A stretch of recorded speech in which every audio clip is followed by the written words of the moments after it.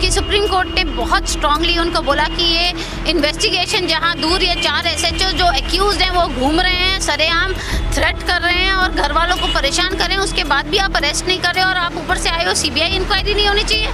दूसरा, उन्होंने बिल्कुल उनके ऊपर पेनल्टी 10 लाख रुपए की लगाने लगे थे जज साहब। वो डर रहे इस करके जो उन्होंने फेक एनकाउंटर करके आए थे, जहाँ से वो आए थे और जिस नशे की धुत में वो आए थे वो भी सारा CBI निकालेगी। और जो SSP नानक जो अभी तक चुपचाप बैठा हुआ था, जिसने ये FIR डिले और ये केस को खराब किया है, उनको भी जवाब देना पड़ेगा। इतना क्या है पंजाब सरकार और पंजाब पुलिस को मैं ये पूछना चाहती हूँ, ये 4 इंस्पेक्टर इतने इम्पोर्टेंट क्यों हैं?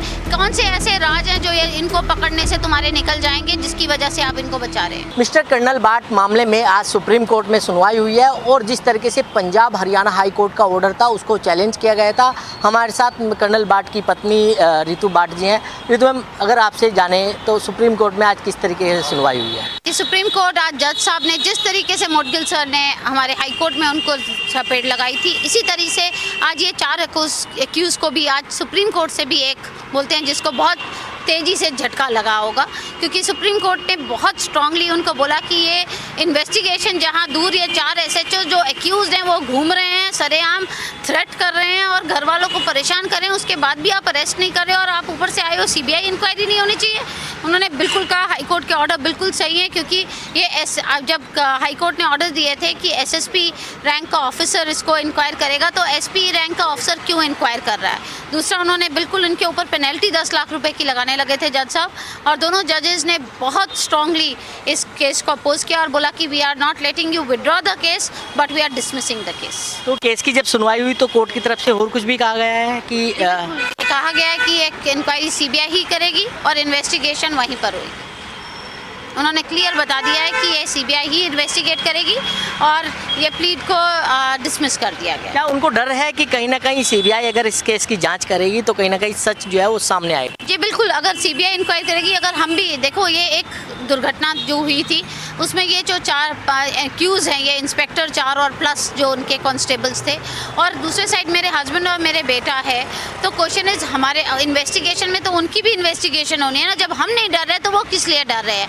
वो डर रहे इस करके जो उन्होंने फेक एनकाउंटर करके आए थे, जहाँ से वो आए थे और जिस नशे की धुत में वो आए थे वो भी सारा CBI निकालेगी। और जो SSP नानक जो अभी तक चुपचाप बैठा हुआ था, जिसने ये FIR डिले और ये केस को खराब किया है, उनको भी जवाब देना पड़ेगा।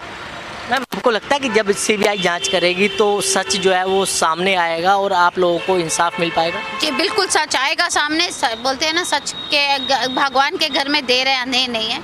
सच आपने देखा ही है, हमें कोर्ट जब जज साहब को, सुप्रीम कोर्ट के, हाई कोर्ट के जजेस को दिख रहा है कि गलत हुआ है, तो फिर क्या जो इतने केसेस एवरी डे हज़ारों के केसेस देखते हैं, जब उनको समझ आ रही है तो क्या बाकी इन्वेस्टिगेशन में नहीं आएगी? सारा it is everything is evidence, video evidence है। उसके बावजूद भी पंजाब सरकार और पंजाब पुलिस सोई हुई थी। इन 4 इतना क्या है पंजाब सरकार और पंजाब पुलिस को मैं ये पूछना चाहती हूँ, ये 4 इंस्पेक्टर इतने इम्पोर्टेंट क्यों हैं?